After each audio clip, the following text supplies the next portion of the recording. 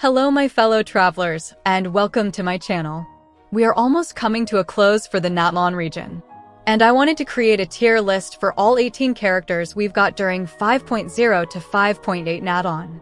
So stick around because there are definitely some good mentions, things you may have missed, and also a bonus character for you lore players. So let's get right into the video. For the 5-star characters, I will only talk about them at C0, and for the 4 stars, I will talk little about their constellations.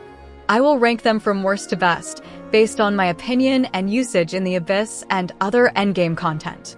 At the bottom of the tier list at C tier is Kachina.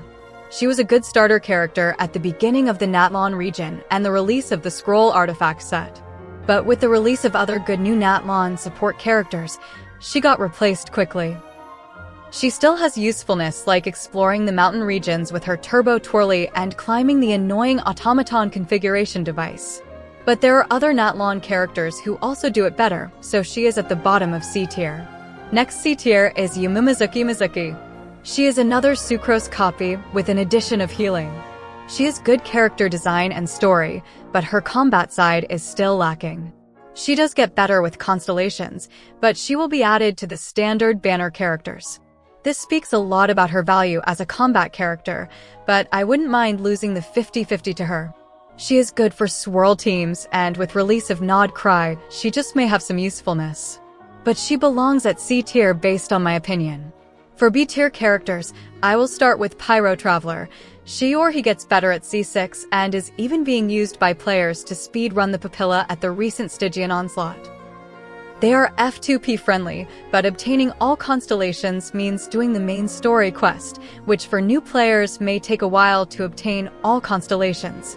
All I can say is that she or he is free, and it won't hurt building them for your account. Next B tier is Lanyan.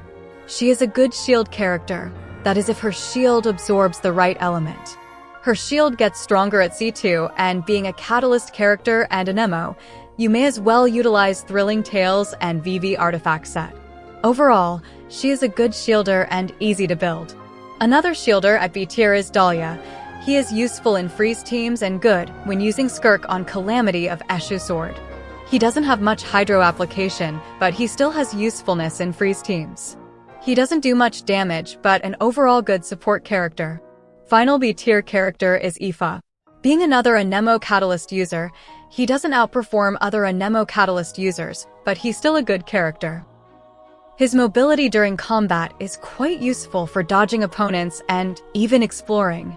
He's still usable in Electro Charge teams, and his constellations boost Electro Charge damage, which is still good even with release of Lunar Charge. Being a normal attacker, he plays well with Yelan, Xingqiu, and C6 Fiscal, so for me he is on top of the B tier. Now at A tier are several characters starting with Ororon. He is more of an AoE Fiscal. He is a good 4-star character and can be used in various teams like Overload and Electro Charge teams.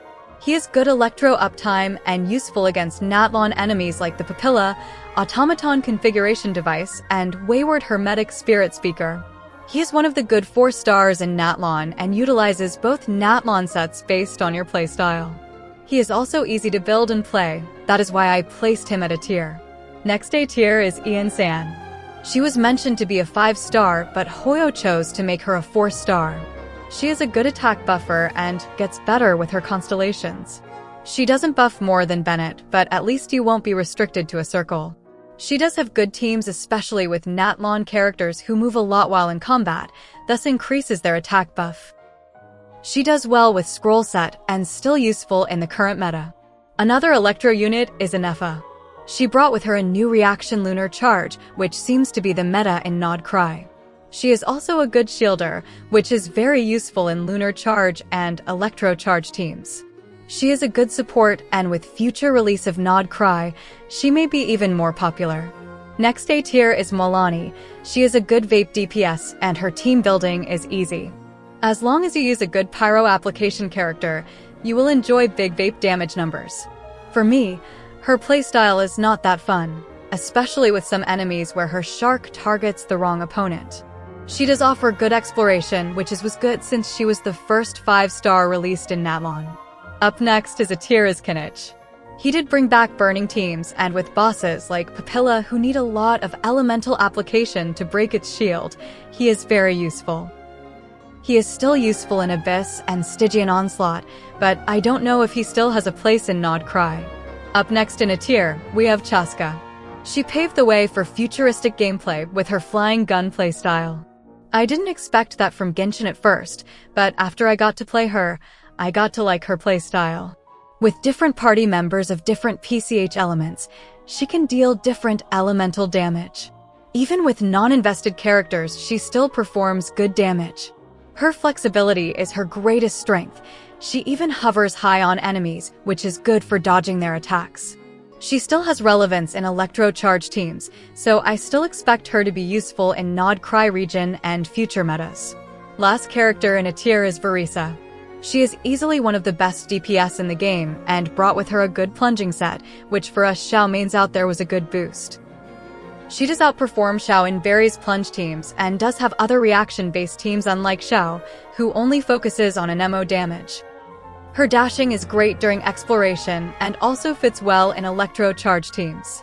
Even her overall character design is impressive and I enjoy playing her. So for me, she is at the top for a tier characters. We have reached at S tier, and here there are some characters who broke the game. First, I will start with Escoffier. She is one of the top tier characters who offer a lot to your teams. She offers good zero application for freeze teams, good team healing which is good to get all out of the Furina's buff, hydro and cryo resistance shred, and even gives free buff foods. She performs well in freeze teams and goes well with the next character at S tier, which is Skirk. Skirk and Escoffier go great together in freeze teams. As long as you have them both in a freeze teams, add 2 more hydro characters and they deal big impressive zero damage. Skirk has other freeze teams apart from Escoffier, but they don't perform better than with Escoffier.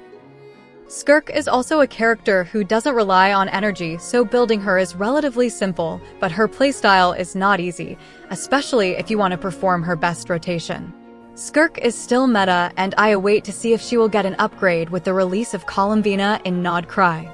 The next characters, just like Skirk and Escoffier, go well together.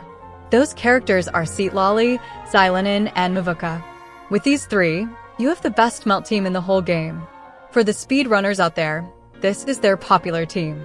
Starting with Seatlolly, she is a Zero shielder who applies Zero with her burst so as to deal big impressive melt damage.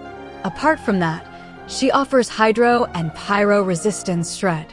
And against enemies like Automaton Configuration Device, she can climb its annoying pillar, and the wayward Hermetic Spirit Speaker, she can freeze her copies in place. Seatlolly is also a great support to other melt characters like Arlecchino, Gaming, Hutao, and Dialek. Even being a Catalyst user herself, she can support your melt DPS with the Thrilling Tales Catalyst and artifact sets like Scroll and Instructor. Xylanin, on the other hand, is a character who can reduce enemies' elemental resistance by 33% at C0 and 45% at C3. She does have flexible teams with PCH elements, and at C2, she even boosts the Forgotten Geo element. Overall, she is a great support character and even offers healing with her burst. Mavuka, on the other hand, is the Pyro Archon who broke the game. She deals a lot of damage even at C0 and with a F2P weapon. There is a lot of travelers who don't like her for her playstyle since it doesn't fit with the whole game combat design. Using her motorcycle to kill enemies is something I didn't expect from Genshin. If it were not for her huge damage and constant pyro application, I don't think players would like her much. Even her costume design didn't impress me much, but she is still a broken character nonetheless. She can be played as a support or DPS, which offers good flexibility. Even her team building is easy, but to get the most out of her you will need 5-star supports. Lastly, the bonus character I mentioned in the beginning. This is for you lore players out there. That is Bennett. Yes, I said Bennett. With release of Bennett's skin, we did find out that Bennett is from Natlan. I think Hoyoverse should make Bennett be able to use Night Soul mechanic since it has been revealed that he is originally from Natlan. But that's just my opinion, and if the leaks about Durin are true, he may be the Bennett power creep we have been asking for. then it still has relevance for attack scaling teams and characters, and he just may continue to peak, even with release of nodkri. Well, travelers, that is my ranking of all characters released from 5.0 to 5.8. I hope this helped you even as we wait for reruns to pull for those characters we missed. That is all for this video. I will see you in a later video.